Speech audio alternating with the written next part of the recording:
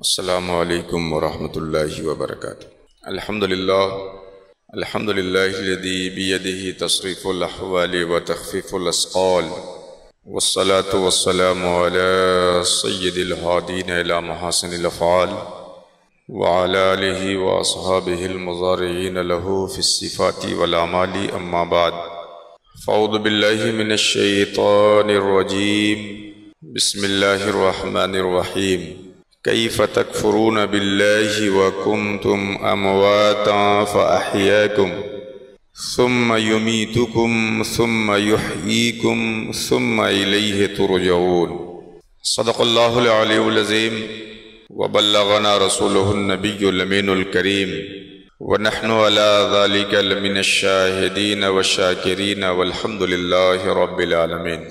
انتہائی خلوص و محبت اور عقیدت و احترام کے ساتھ نبی اور آل نبی کی مقدس بارگاہ میں درود پاک پیش کر لیں۔ اللہم صلی علی سیدنا شفیعنا حبیبنا مولانا محمد وعلی آل سیدنا و مولانا محمد، بارک وسلم صلاۃ تبقى وتدوم بدوام الملک الحی القیوم۔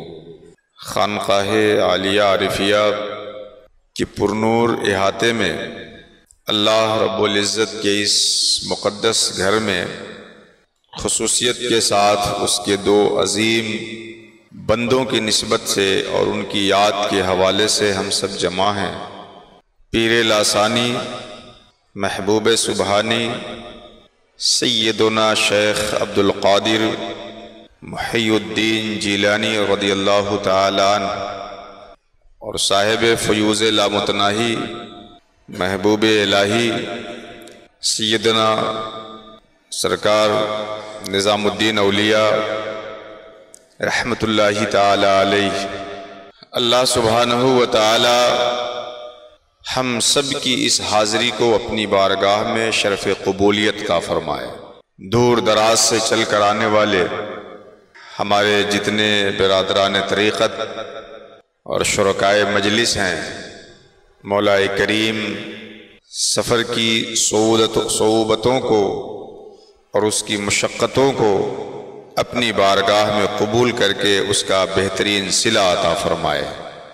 نیک لوگوں کی یاد کے صدقے طفیل اس ذکر کو اپنی بارگاہ میں بہانہ بنا کر پوری دنیا میں بالعموم اور ہمارے وطن عزیز اس بھارت کی سرزمین پہ بالخصوص ان دونوں مشائخ کی روحانیت کو اور ان کے پیغام کو عام اور تام فرمائے۔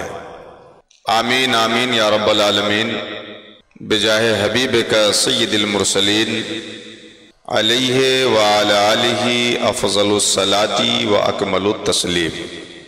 میں نے قرآن حکیم کی سورہ بقرہ سے آیت نمبر 28 تلاوت کرنے کی سعادت حاصل کی ہے۔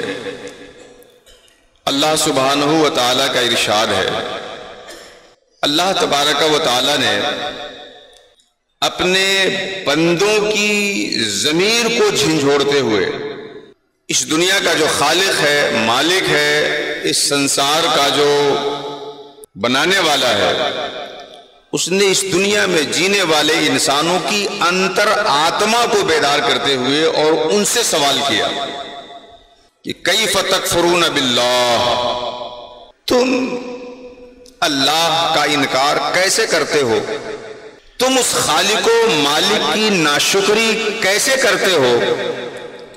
وکنتم امواتا، جبکہ تم کچھ نہیں تھے، فاحیاکم، تو اس نے تمہیں بنایا، ثم یمیتکم، پھر وہ تمہیں موت دے گا، ثم یحییکم، پھر وہ تمہیں زندہ کرے گا، ثم الیہ ترجعون، اور پھر تم اس کی بارگاہ میں لوٹائے جاؤ۔ یہ 28 نمبر آیت ہے۔ اس کے بعد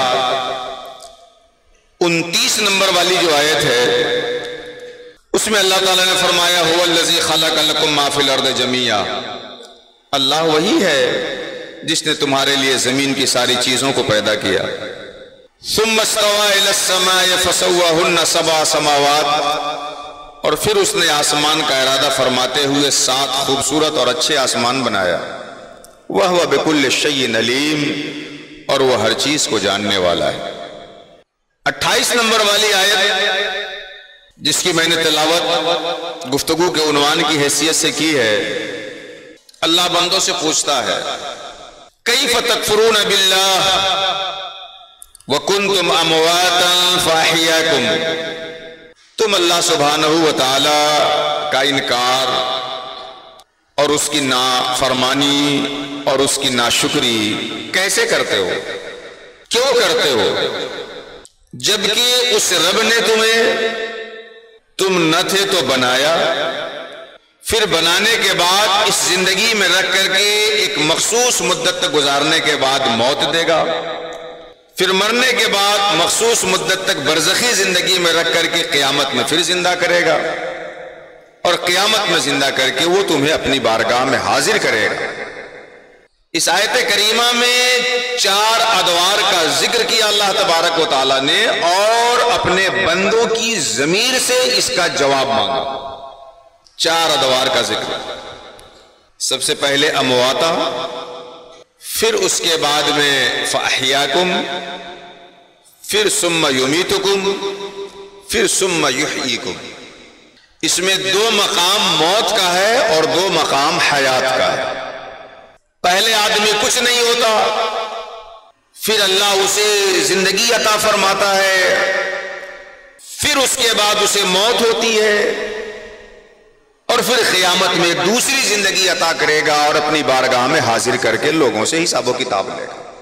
یہ جو 4 ادوار ہیں، تفسیر میں ایک اہم نام آتا ہے امام بغوی کا، انہوں نے ان 4 ادوار کی خصوصیتوں پہ گفتگو کرتے ہوئے کہا کہ کنتم امواتا، سب سے پہلے تم مردہ تھے، نہیں تھے، بے شعور تھے، بے جان تھے، اے نطفن فی اصلاب آبائکم، یعنی اپنے آباء و اجداد کے نطفے میں تھے۔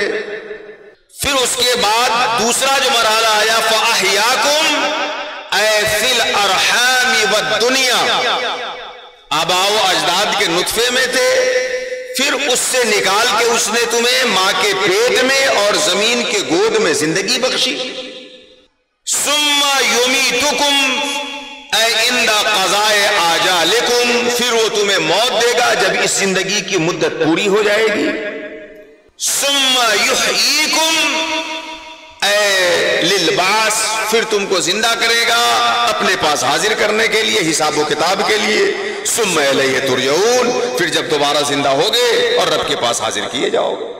تو ہماری زندگی کا ایک دور وہ ہوا جو آباء و اجداد کے نطفے سے ہوتے ہوئے گزرنے کا ہے، دوسرا دور وہ ہوا جو ماں کے پیٹ میں رحم میں جسم سے روح کے تعلق قائم ہو جانے کے بعد کا ہے، پھر تیسرا دور وہ ہوا کہ جسم سے روح کا تعلق قائم ہونے کے بعد پھر جب اس جسم سے روح نکل جائے گی، اور چوتھا دور وہ ہوگا کہ پھر وہ روح اس جسم میں جمع کی جائے گی اور ایک دوسری زندگی کے ساتھ آخرت میں ہم کو اکٹھا کیا جائے گا۔ تو اس آیت کریمہ میں 4 ادوار کا اللہ تعالیٰ نے ذکر فرمایا۔ اس کو آپ یوں کہہ سکتے ہیں اپنی سمجھ کے لیے آسان کر کے کہ ایک دور وہ جب تک ہماری روحوں کا ہماری جسموں سے تعلق نہیں ہوا، دوسرا دور وہ جب ماں کے پیٹ میں ہماری جسم اور روح کا تعلق ہوا اور اس جسم میں روح کو اللہ نے ڈال دیا، پھر اللہ جب تک اس جسم میں روح کو ڈالے رکھا، کسی کو ماں کے پیٹ میں ڈالا اور ماں کے پیٹ ہی میں روح نکال دیا، پیدا بھی نہ ہونے پایا کہ موت آ گئی، کوئی پیدا ہونے کے وقت مر گیا، کوئی بچپنے میں مرا، کوئی جوانی میں مرتا ہے، کوئی 60-70 سال ہو کے مرتا ہے، کسی کی عمر طویل ہو جاتی ہے، 80-90-100 کروس کرتا ہے، پھر جب اس جسم سے روح نکل جاتی ہے تو اب ایک برزخی زندگی کا آغاز ہوتا ہے، برزخی زندگی کا دور ہوتا ہے، اور جسم سے روح نکلنے کے بعد آدمی اس جسم کو مٹی میں اسلامی رسم کے مطابق ڈالتا ہے اور روح اپنے حساب سے اپنے مقام پر ہوتی ہے. پھر قیامت کے دن اللہ تعالیٰ اس جسم اور روح کو پھر ملائے گا اور دونوں کو جمع کرے گا اور ایک اخروی زندگی دے گا، نئی زندگی دے گا اور اپنے پاس حاضر کر کے ہمارے عمل کا حساب و کتاب لے گا. یہ سوال اللہ تعالیٰ نے ہر مکلف کی ضمیر سے کیا ہے. کیسے انکار کرتے ہو اس رب کا؟ کیسے بھول جاتے ہو اس رب کو؟ کیسے فراموش کر دیتے ہو اس خالق کو؟ کیسے ناشکری کرتے ہو اس مالک اور اس معبود کی؟ کیف تکفرون باللہ، کیسے انکار کرتے ہو اس رب کا؟ کفر دو معنوں میں بولا جاتا ہے. ایک کفر بمعنی تکذیب، اس مالک کو جھٹلانا، اس کو نہ ماننا، اور دوسرا کفر بمعنی ناشکری، اللہ تعالیٰ کی جو نعمتیں تمہارے اوپر ہیں ان نعمتوں کا انکار. تم اس خالق کا انکار کیسے کرتے ہو اور تم اس خالق کی نعمتوں کا انکار کیسے کرتے ہو؟ جو ایمان نہیں لائے اس رب پہ، اس آیت میں ان سے بھی گفتگو ہو رہی ہے کہ تم اس خالق کا انکار کیسے کرتے ہو، اور جو اس رب پہ ایمان لا کر اس کی ناشکری میں مبتلا ہو کر کے اس کی مرضی کے خلاف زندگی گزارتے ہیں، ان سے بھی یہ آیت میں خطاب کیا جا رہا ہے کہ کیسے ناشکری کرتے ہو اس رب کی جس نے تمہیں ان مرحلوں سے گزارا ہے. آپ اندازہ لگائیں، انسان کسی چیز کو کرنا چاہتا ہے تو اس کے لیے پوری محنت کرتا ہے، تگودو کرتا ہے، کوشش کرتا ہے، جتنی اس سے بن پائے اتنی بھاگ دوڑ کرتا ہے اور لوگوں سے دعائیں بھی کراتا ہے. تو 100 چیزوں کی کوشش کیا تو 90% تو ناکام رہتا ہے، 100 میں سے 10 چیزوں میں اسے کامیابی مل جاتی ہے، الا ماشاء اللہ. لیکن ہم اور آپ جو یہاں آئے ہیں اس دنیا میں، اس زندگی میں، اس کے لیے نہ ہم نے کوئی کوشش کی، نہ اس دنیاوی زندگی کے لیے ہم نے اللہ سے کوئی دعا کی. بغیر ہماری کوشش کے اور بغیر ہماری دعا کے اللہ سبحانہ و تعالیٰ نے محض اپنے فضل و کرم سے ہمیں عدم سے وجود میں لایا. اس عدم سے وجود میں لانے میں اس کا کتنا احسان ہے ہم پہ اور اس کا کتنا انعام ہے ہم پہ. ذرا انسان سوچے، ذرہ سے لے کے آفتاب تک، چھوٹے سے لے کے بڑے تک، کائنات کی جو چیز بھی آپ دیکھتے ہیں سب کو اسی نے بنایا. مگر جب اس نے بنایا تو ہمیں اور آپ کو بے جان نہیں بنایا، جاندار بنایا، ڈبل احسان. پھر جاندار بنایا تو جانور نہیں بنایا، انسان بنایا، اور پھر انسان بنایا تو محمد الرسول اللہ کی امت میں پیدا فرمایا. کیف تکفرون باللہ، کیسے ناشکری کرتے ہو اپنے اس رب کی اور کیسے انکار کرتا ہے کوئی اس رب کا. ماں کے پیٹ میں جب انسان کا نطفہ تیار ہوتا ہے، قرآن حکیم میں اللہ سبحانہ و تعالیٰ فرماتا ہے یا ایھا الانسان ما غرک بربک الکریم الذی خلقک فسواک فعدلک فی ای صورت ما شاء رکبک. اے انسان، تم کو کس نے غافل کر دیا اس رب سے؟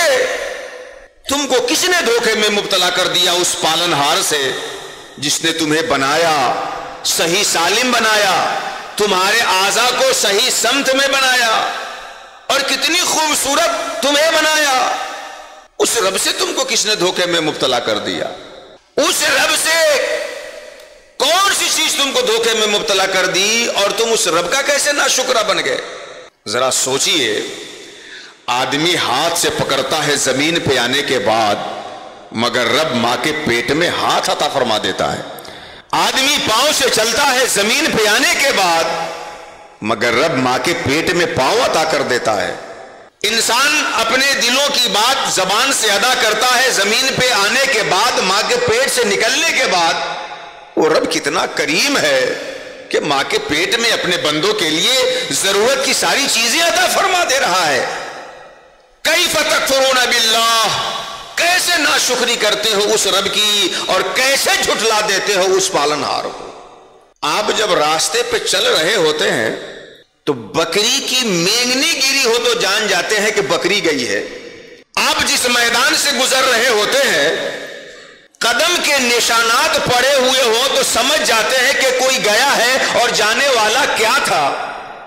میدان میں گری ہوئی ایک مینگنی گزرنے والی ذات اور بکری کا پتہ بتاتی ہے، اور جس رب نے آپ کو ہاتھ دیا ہے اس کا پتہ آپ کو نہیں چل رہا ہے، جس نے آپ کو پاؤں دیا ہے اس کا پتہ آپ کو نہیں چل رہا ہے۔ کیف تکفرون باللہ وکنتم امواتا، اے انسان اپنی ضمیر کو تو ذرا جگا لے، بیدار تو کر کے اس سے پوچھ لے کہ اس رب کا کیسے انکار کرتے ہو جس نے تمہیں پیدا کیا ہے جب تم نہیں تھے، تمہیں عدم سے وجود میں لایا ہے، اور کیسے ناشکری کرتے ہو، جھٹلاؤ بھی نہیں اور اس کے ناشکرا بھی مت بنو۔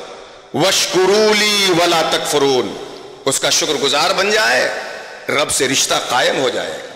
تو یہ مرحلے ہیں، اور ان مرحلوں کو ذکر کر کے اللہ تعالیٰ نے پوری انسانیت کو، اس کی ضمیر کو، اس کی انتر آتما کو جھنجھوڑا ہے۔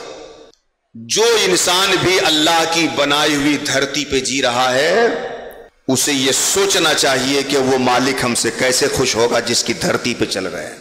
جو آدمی اللہ کی بنائی ہوئی ہوا سے سانس لے رہا ہے اسے یہ سوچنا چاہیے کہ وہ مالک کیسے خوش ہوگا جس کی بنائی ہوئی دنیا میں ہم جی رہے ہیں۔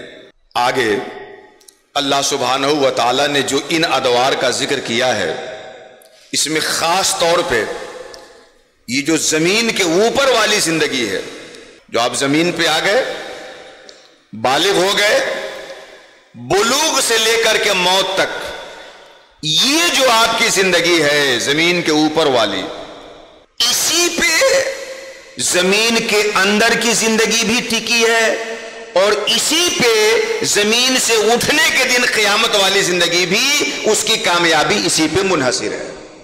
یہ جو زمین کے اوپر ہم اور آپ ہیں ابھی، اسی پہ برزخی زندگی قبر والی اور اخروی زندگی قیامت والی، دونوں کی کامیابی، دونوں کا اطمینان، دونوں کی راحت اسی زندگی کے اعمال پہ منحصر ہے۔ جیسے ایک طالب علم ایگزام ہال میں 2.5 گھنٹے کے لیے 3 گھنٹے کے لیے جو بیٹھتا ہے اور اس 3 گھنٹے میں جو لکھتا ہے اسی چیز کا اور اسی کے نمبر کا وہ مستحق ہوتا ہے جس دن رزلٹ نکلتا ہے۔ تو یہ دنیاوی زندگی عمل کی زندگی ہوئی، اس کے بعد قبر والی زندگی وہ انتظار کی زندگی ہے نتیجے کے، اور قیامت والی زندگی وہ رزلٹ کی زندگی ہے جس دن ہر ایک انسان کو اس کا رزلٹ ملے گا۔ 3 گھنٹے کے لیے ایگزام دیا طالب علم اور نکل کر کے آ گیا کاپی جمع کر کے، آج 26 تاریخ ہے، اگلے مہینے میں 6 تاریخ کو رزلٹ آئے گا۔ اب اتنے دن کے بیچ کا جو وقفہ ہوا وہ انتظار کا وقفہ ہوا، اگلا مہینہ آیا، وہ تاریخ آئی، اب رزلٹ نکلے گا، جس دن رزلٹ نکلے گا وہ رزلٹ کا دن ہے جس دن اچھا لکھنے والے انعام پائیں گے، خوش ہوں گے، مبارکبادی کے مستحق ہوں گے، اور جنہوں نے اپنی زندگی اور اچھے رزلٹ، جنہوں نے اچھی کاپی نہیں لکھی ہوگی، رسوا ہوں گے، شرمندہ ہوں گے، اور برے نتائج سے باخبر ہوں گے، 2-4 ہوں گے۔ تو جیسے 3 گھنٹہ ایگزام میں جو لکھا طالب علم، اسی کا انحصار، اسی پہ انحصار ہے رزلٹ کا، تو آپ اس دنیاوی زندگی میں جو کر رہے ہیں اسی کی بنیاد پہ قبر میں آرام پائیں گے، اور اسی کی بنیاد پہ اللہ کی بارگاہ میں سرخرو ہوں گے۔ اس دنیاوی زندگی میں ہمیں کیا کرنا ہے، اسی چیز کو بتانے کے لیے اللہ نے نبیوں کو بھیجا۔ کم و بیش 1,24,000 انبیاء کرام آئے، انبیاء آتے گئے، اپنی قوموں کو سمجھاتے گئے، راہ راست پہ لاتے گئے، مگر کچھ دن تک انسان اپنے نبی کی تعلیمات پہ باقی رہتا، پھر منحرف ہو جاتا، بھٹک جاتا۔ جب بھٹکتا دوسرے نبی آتے جاتے، آخری نبی اس سلسلے کی آخری کڑی ہم سب کی آقا ارواحنا فدا جناب محمد رسول اللہ صلی اللہ تعالی علیہ وسلم آئے۔ آج کچھ لوگوں کو یہ ایک وہم ہوتا ہے کہ یہ اسلام 1400 سال سے آنے والا مذہب ہے، محمد رسول اللہ صلی اللہ تعالی علیہ وسلم سے اس کا آغاز ہوا، اور دیگر مذاہب جو ہے وہ بہت پہلے سے ہیں۔ میں یہ قرآن کی آیت سے پوری دنیا کے لوگوں کے سامنے یہ بات انصاف کے ساتھ رکھتا ہوں، اور انصاف کے ساتھ وہ سمجھیں کہ محمد رسول اللہ صلی اللہ تعالی علیہ وسلم تعمیر نبوت کی آخری اینٹ ہے، اللہ کے رسول فرماتے ہیں کہ میری مثال ایسے ہی ہے کہ کوئی بہت بہترین گھر بنائے اور اس کی ایک اینٹ خالی چھوڑ دے. جو دیکھے گھر کی تعریف تو کرے مگر جب خالی جگہ پہ اس کی نظر پڑے تو کہے کہ بڑا اچھا ہوتا کہ اس کو کوئی بھر دیتا, گھر بہت خوبصورت ہو جاتا. اور میں وہ آخری اینٹ ہوں جسے اللہ تعالیٰ نے انبیاء کی تعمیر کو مکمل فرما دیا ہے. تو نبی کریم صلی اللہ علیہ وسلم جو آپ آئے اور جو تعلیمات آپ لے کے آئے, یہ تعلیمات جن کو ہم اس زمانے میں اسلام سے جانتے ہیں اور اس کو اسلام کہتے ہیں, اسلام نام ہے اس کا, یہ ایسا نہیں کہ پہلے نہیں تھا اور اس کے اصول پہلے نہیں تھے, باقی مذاہب کے اصول پہلے تھے اور بعد میں آئے ہیں. نبی کریم جو کچھ لے کے آئے ہیں وہ اپڈیٹ ورژن ہے مذہب کا, اسلام اپڈیٹ ورژن ہے مذاہب کا. اسی لیے قرآن حکیم میں اللہ تعالیٰ نے متعدد مقام پر مخاطب کو اس کے حال کے حساب سے ضمیر کا استعمال فرماتے ہوئے کہا مصدقا لما بین ایدیہم مصدقا لما بین یدیہ مصدقا لما معہم مصدقا لما معک. یہ قرآن جو ہم اتار رہے ہیں یہ اسی کی تصدیق کرنے والا ہے جو اصلی تعلیم تم سے پہلے تمہارے نبی کو دی گئی ہوئی تھی. تو نبی حقیقت کی تائید کرتے ہیں, تصدیق کرتے ہیں اور جو صحیح تھا اس کی صحت پہ مہر لگاتے ہیں, نہ یہ کہ آپ ایک نئے مذہب کو لے کر کے آتے ہیں. ہاں, مذہب کی جن چیزوں کو لوگوں نے اپنے منمانی تعبیرات کی بنیاد پر, تحریفات کی بنیاد پر بدل دیا تھا, اور جو چیزیں زمانے کے بدلنے کے اعتبار سے مختلف ہو گئی تھی, محمد رسول اللہ انبیاء کی تعلیمات کے انہی اصول کا صحیح منظر زمانے کے تقاضے کے حساب سے پیش فرماتے ہیں اور آنے والے انسانوں کے لیے, قیامت تک آنے والے انسانوں کے لیے دستور حیات عطا فرما دیتے ہیں. اس لیے آپ اسلام پہ آنا چاہتے ہیں تو محمد رسول اللہ کی تعلیمات پڑھ لیجئے اور دیکھ لیجئے کہ کہاں کہاں آپ یگانگت میں ہیں اور کہاں کہاں مخالفت میں ہیں. جہاں خلاف ہو رہا ہو وہاں تحقیق اور انصاف کی نظر سے کام لیجئے, اختلافات ختم کر کے آپ راہ راست پہ آنے والے ہوں گے اور اسلام آپ کا وہ طریقہ کبھی نہیں بدلے گا جو اللہ کا محبوب طریقہ پہلے سے آپ کی زندگی میں ہے. نبی کریم صلی اللہ تعالی علیہ وسلم تشریف لائے, آپ کے بعد انبیاء کا آنا بند ہوا, لیکن اللہ سبحانہ و تعالی نے اپنے بندوں کی ہدایت کے لیے, رہنمائی کے لیے نبی کریم کی امت میں کثرت سے سرکار کے خلفاء کو بنایا, آپ کے جانشین کو بنایا, مانوی وارث اور وارثین کو بنایا, مانوی خلافت سنبھالنے والے آپ کے سچے جانشین کو بنایا. انہی میں سے یہ دو عظیم نام ہیں نبی کریم کے سچے وارثین میں سے جن کی نسبت میں ہم لوگ یہاں پہ بیٹھے. مشائخ کی یہاں کی جو تعلیمات ہیں بھرپور گفتگو ہو گئی اس پہ. حضرت جنید بغدادی رضی اللہ تعالیٰ عنہ کا ایک قول آپ کے سامنے سنا ہوں. آپ فرماتے ہیں اصولنا خمسۃ خصال, ہم جماعت صوفیہ کی 5 خصلتیں ایسی ہیں جو سیر اللہ اور طریق اللہ کے لیے اصول کی حیثیت رکھتی ہیں. نمبر 1 صیام النہار, نمبر 2 قیام اللیل, نمبر 3 الاشراف علی الاعمال بطول الرعایہ, نمبر 4 اخلاص الاعمال, اور نمبر 5 التوکل علی اللہ تعالی فی کل حال. یہ 5 چیزیں ہیں جو جنید بغدادی رضی اللہ تعالیٰ عنہ کے بقول, جس کو صاحب رسالہ مکیہ نے ذکر فرمایا کہ یہ 5 خصلتیں ہیں مشائخ کی. صیام النہار, دن میں روزہ, قیام اللیل, رات کا قیام. طلوع صبح صادق سے لے کے غروب آفتاب تک آپ روزے سے رہ لیں, یہ بڑا اعلیٰ درجہ ہے, اللہ کو بہت محبوب عبادت ہے. اگر یہ نہ ہو سکے تو اس کا جو مقصود ہے وہ خلوع معدہ ہے کہ آپ اپنے پیٹ کو پیٹ ہی رہنے دیں, گیہوں اور چاول ڈالنے کا بوڑا نہ بنائیں.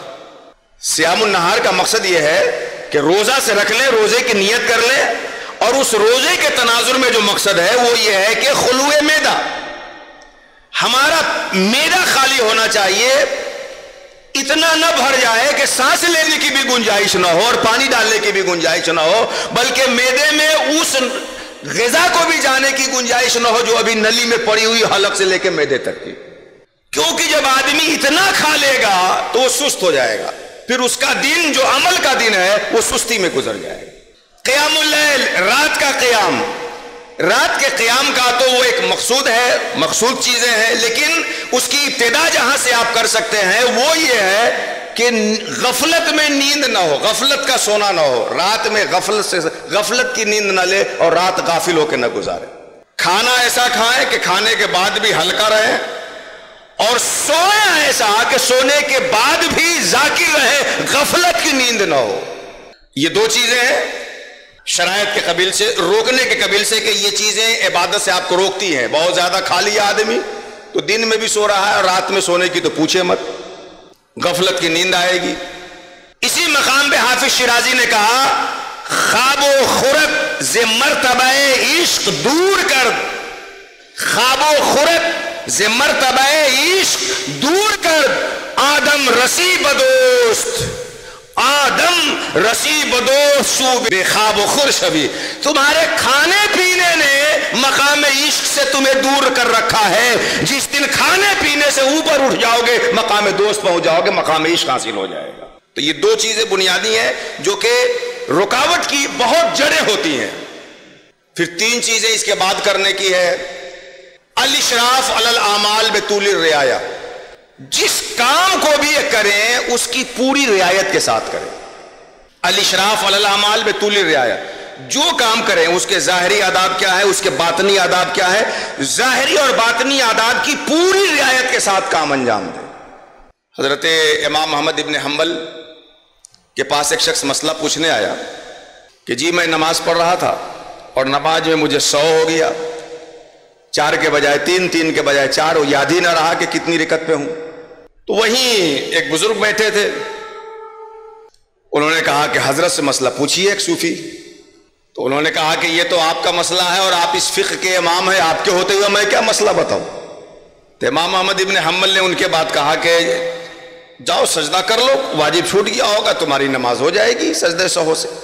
اب وہ صوفی کہتے ہیں کہ آپ نے جو کہا ہے بالکل صحیح کہا ہے، سجدہ سہو کر لینے سے نماز اس کی ہو جائے گی، لیکن میں تو یہ پوچھنا چاہوں گا کہ اس رب کی بارگاہ میں حاضر ہو کے اس سے بڑا کون سمجھ میں آیا جس کی یاد میں رب سے غافل ہو گیا. نماز میں رب کے پاس حاضر ہو کر کے رب سے غافل ہو گیا. تو پہلے تو اس پہ وہ ماتم کرے کہ کس کا تصور اس کے ذہن و دماغ میں اتنا غالب تھا کہ رب کی بارگاہ میں ہوتے ہوئے دوسرے کی یاد آ گئی اور رب سے غافل ہو گیا. تو یہ صوفیہ کا مقام ہوتا ہے کہ وہ ہر عمل کے جو ظاہری اور باطنی آداب ہوتے ہیں بھرپور اس کی رعایت کرتے ہیں. اور چوتھا اصول مشائخ کا ہے کہ اخلاص العمل، جس کام کو بھی کریں ظاہری اور باطنی آداب کی رعایت کے ساتھ صرف اللہ کے لیے مخلص ہو کر کے اللہ کے لیے انجام دیں. وَمَا لِأَحَدٍ عِندَهُ مِن نِعْمَةٍ تُجْزَىٰ إِلَّا ابْتِغَاءَ وَجْهِ رَبِّهِ الْأَعْلَىٰ. قیامت کے دن رب کے پاس کسی کے لیے کوئی بدلہ نہ ہوگا سوائے اس کے لیے جو اللہ کی خوشی کے لیے کوئی انجام دینے والا ہو. تو آپ قیامت میں اسی عمل کا بدلہ پائیں گے جو آپ اللہ کے لیے کر رہے ہیں. تو صدق اور اخلاص. اور پانچویں چیز توکل علی اللہ تعالیٰ فی کل حال، ہر حال میں اللہ پہ توکل، اللہ رب العزت پہ بھروسہ. اس توکل کا اور جو آپ سمجھے اور مشائخ صوفیہ کے اصول کا یہ جو ایک نچوڑ سمجھے، تو توکل کو آپ یوں سمجھ سکتے ہیں کہ جو کچھ ہمارے پاس ہے اس سے زیادہ اس پہ بھروسہ رکھنا جو اللہ کے پاس ہے. جو کچھ آپ کے پاس ہے آپ اس میں تصرف کر سکتے ہیں، اپنی ضرورت میں استعمال کر سکتے ہیں. اس پہ آپ کو جو کچھ آپ کے پاس ہے اس پہ جو آپ کو اعتماد ہے. ہوتا ہے نا کوئی مصیبت میں پھنس گئے، فون کیا گھر سے، فوراً اکاؤنٹ پہ نظر دوڑاتے ہیں کہ کتنا پیسہ ابھی ہے اور اس کام کے لیے کتنے کی ضرورت ہے.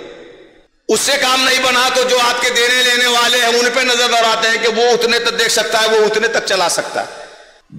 جو آپ کر سکتے ہیں اس پہ آپ کو جتنا اعتماد ہے اس سے زیادہ اعتماد اللہ رب العزت کے خزانے پہ اور اس کی قدرت پہ اور اس کے فیصلے پہ، اس کے تصرف پہ ہونا چاہیے. جن کی یاد میں بیٹھے ہیں محبوب الہی سلطان جی رحمۃ اللہ تعالی علیہ فرمایا کرتے ہیں کہ جب میری ماں کا آخری وقت آیا، والد گرامی تو بچپنے میں بہت پہلے انتقال کر گئے تھے، والدہ تھی ساتھ میں، سلطان جی کی والدہ کا جب وصال کا وقت قریب آیا تو آپ کی والدہ نے اپنے قریب بلایا اور کہا بیٹا نظام میں تو دنیا سے جا رہی ہوں اور تمہیں اپنے رب کے حوالے کر کے جا رہی ہوں۔ سلطان جی کی والدہ نے کہا بیٹا نظام میں تو جا رہی ہوں رب کے پاس اور تمہیں اپنے رب کے حوالے کر کے جا رہی ہوں۔ محبوب الہی فرماتے ہیں کہ میری ماں کے اس جملے سے کہ بیٹا نظام تمہیں میں اپنے رب کے حوالے کر کے جا رہا ہوں، میرے قلب کو اتنا اطمینان حاصل ہوا، اتنا سکون ملا کہ اگر میری ماں یہ کہتی کہ بیٹا نظام میں جا رہی ہوں اور بغل والا خزانہ روم سونے چاندی سے بھرا ہے تو اتنا سکون نہ ہوتا جتنا سکون اس بات سے ہوا کہ بیٹا نظام تجھے میں اپنے رب کے حوالے کر کے دنیا سے جا رہا ہوں۔ تو یہ ہے اصل خصلت مشائخ کی کہ جو اللہ تبارک و تعالیٰ کے پاس ہے اس پہ ہمیں زیادہ اعتماد اور بھروسہ ہونا چاہیے اس سے جو ہمارے پاس ہے، اور یہی تو نبی کریم صلی اللہ علیہ وسلم کا طریقہ ہے۔ یہ تصوف کیا ہے؟ رسول اللہ صلی اللہ تعالی علیہ وسلم کے حوالے ہی تو ہیں۔ تصوف کا نام سنتے ہی کچھ لوگوں کو بے وقت زکام شروع ہو جاتا ہے، یہ کہاں سے آ گیا صاحب؟ یہ مشائخ نبی کریم صلی اللہ علیہ وسلم کے اسی احوال جمیلہ کا عکس ہے۔ بخاری شریف کی روایت ہے، حضرت ابو ذر غفاری رضی اللہ تعالی عنہ راوی ہیں۔ ابو ذر غفاری کہتے ہیں کہ چاندنی رات تھی، سب لوگ اپنے اپنے گھر میں تھے، میں باہر نکلا، دیکھا کہ کونین کے دولہا سرکار دو عالم صلی اللہ علیہ وسلم چاندنی رات میں کہیں اکیلے ٹہل رہے ہیں۔ ابو ذر غفاری کو ایسا لگا کہ سرکار اکیلے ہیں اور کوئی ساتھ نہیں ہے، اس کا مطلب یہ ہے کہ آپ اس وقت کسی کا ساتھ ہونا پسند نہیں کرتے، ورنہ اگر چاہتے تو صحابہ تو آپ کے ساتھ لگے رہتے تھے جیسے پروانے، اور پروانے کیا اس سے بھی زیادہ بڑھ کے، لیکن سرکار اکیلے ٹہل رہے، اس کا مطلب یہ ہے کہ کسی کا ہونا پسند آپ کو نہیں ہے۔ تو اس زاویے سے ابو ذر غفاری کی نظر جب پڑی سرکار پہ تو کہتے ہیں کہ چاند کی روشنی رکنے سے جو سایہ بن رہا تھا میں اس میں جا کے چھپ گیا، کیونکہ نبی یہ نہیں پسند کر رہے تھے کہ کوئی آپ کو دیکھے اور آپ کے ساتھ رہے۔ یہ ہے صحابہ کا جذبہ اطاعت کہ اللہ کے رسول کہیں تو کریں، یہ تو ہے ہی، لیکن اطاعت کا کمال یہ نہیں ہے۔ اطاعت کا کمال تو یہ ہے کہ محبوب کا اشارہ ہو جائے اور اس پہ عاشق گردنیں لٹاتے ہوئے نظر آ جائے۔ حسن یوسف پہ کٹی مصر میں انگشتے زنا، سر کٹاتے ہیں تیرے نام پہ مردان عرب۔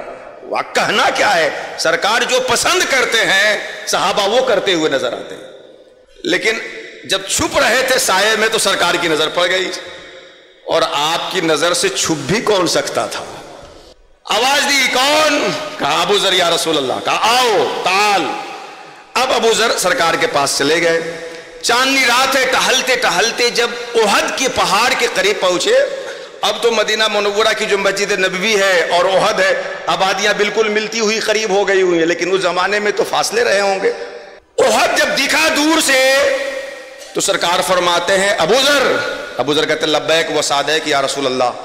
سرکار فرماتے اے ابو ذر اگر اللہ اس احد پہاڑ کے برابر بھی مجھے سونا عطا کر دے تو 3 دن نہیں گزرنے پائے گا کہ میں سارا سونا حاجت مندوں میں خرچ کر دوں گا۔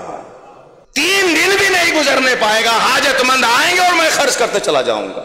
یہ ہے جو ہاتھ میں آئے اس سے زیادہ یقین اس پہ ہو جو اللہ کے خزانے میں ہے۔ فوائد الفواد میں سلطان جی نے بڑی پیاری مثال دی ہے کہ آپ نے ندی میں نہر میں پانی بہتے ہوئے دیکھا ہے جاری پانی کو، یا کھیت جب سیراب کرتے ہیں سچائی کرتے ہیں ٹیوب ویل سے پانی بہاتے ہیں، جس نلی سے ندی سے نہر سے پانی جا رہا ہے، پانی بہ رہا ہے، وہاں سے جتنا اٹھاتے جائیں گے اتنا پانی آ کے اس جگہ کو لیتے جائے گا، اور اگر آپ اٹھائے ہی نہیں ویسے ہی چھوڑ دیجئے تو پہلا والا پانی ہی قبضہ جما کے رکھا رہے گا۔ تو اللہ آپ کو جن چیزوں کا مالک بنایا، اپنی ضرورت میں، بندگان خدا کی حاجت میں، اللہ کے دین کو بلند کرنے کے لیے جتنا خرچ کرتے چلے جائیں گے، اللہ کو جو منظور ہوگا آپ کی ملکیت میں رکھنا، وہ آپ کے پاس دیتا چلا جائے گا، جیسے پانی اٹھاتے جائیے آگے آتا جائے گا وہاں سے۔ تو توکل علی اللہ تعالی فی کل حال، ہر حال میں اللہ تبارک و تعالیٰ پہ توکل۔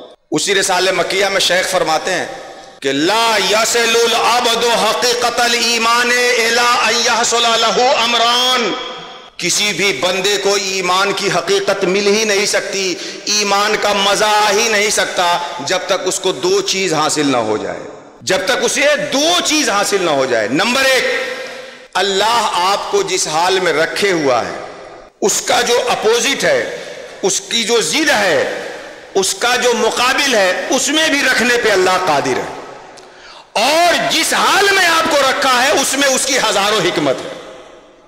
یہ دو چیز اگر دل میں جم گئی، آپ غریب ہیں تو اللہ آپ کو امیر رکھنے پہ قادر، آپ بیمار ہیں تو اللہ آپ کو صحت مند رکھنے پہ قادر، آپ بے اولاد ہیں تو اللہ آپ کو صاحب اولاد بنانے پہ قادر۔ جس حال میں بھی آپ ہیں اس کے مقابل اور اپوزٹ پہ اللہ قادر، اور جس حال میں اللہ آپ کو رکھے ہوا ہے اس میں ہزاروں حکمت ہے۔ تو آپ جس حال میں ہیں اللہ اس میں ہزاروں حکمت ہے، تو اب پریشان کاہے کو ہونا ہے؟ اور یہی وہ بات ہے جو اقیم الصلاۃ لذکری کے فلسفے میں گردش کرتی ہے۔ اگر صرف 2 رکعت کوئی نماز پڑھے، 2 رکعت، تو کم سے کم رکوع میں 3 بار سبحان ربی الاعلیٰ کہے گا، سجدے میں 3 بار ربی العظیم کہے گا، سجدے میں 3 بار سبحان ربی الاعلیٰ۔ تو 2 رکعت میں 2 رکوع اور 2 رکعت میں 4 سجدے، 4 دو 6، 2 رکعت میں 2 رکوع اور 4 سجدے، تو 2 رکوع اور 4 سجدہ کتنا ہوا؟ 6، اور کم سے کم جو مقدار کہا بتایا گیا وہ 3 بار کہہ لے تو 6 تیائی 18۔ صرف 2 رکعت نماز اگر کوئی پڑھتا ہے تو سبحان اور اعلیٰ اپنے رب کو 2 رکعت میں 18 بار کہتا ہے، اور اگر تلاوت میں سبحان الذی اسریٰ پڑھ دے، سبح اسم ربک الاعلیٰ پڑھ لے، الحمدللہ رب العالمین تو پڑھنا ہے ہی، تو کتنی تسبیح، کتنی پاکی، وہ یہی تو بیان کرنا ہے، اے میرے رب جو تو نے ہمیں اموات سے احیاء میں لایا اور احیاء سے اموات میں لے جائے گا، پھر اموات سے احیاء میں لائے گا، تو سبحان بھی ہے، تو اعلیٰ بھی ہے، جو چاہے اس پہ قادر ہے، اور جو کرے اس میں ہزاروں حکمت ہے۔ جو چاہے اس پہ قادر ہے تو سبحان ہے، اور جو کرے اس میں حکمت ہے تو اعلیٰ ہے۔ اسی عہد کو تو دہراتا ہے آدمی۔ میں آگے بڑھ گیا، میں نے اپنا پورا وقت دیا تھا ڈاکٹر جیشان صاحب کو، پھر اس کے لیے معذرت کرتا ہوں۔ اور مرشد عشق آج آپ جو ہیں لوگوں کے سامنے بتائے، اللہ سبحانہ و تعالی ہم سب کو مشائخ کے فیوز و برکات سے مالا مال فرمائے، آمین آمین، وما علینا الا البلاغ المبین۔ السلام علیکم۔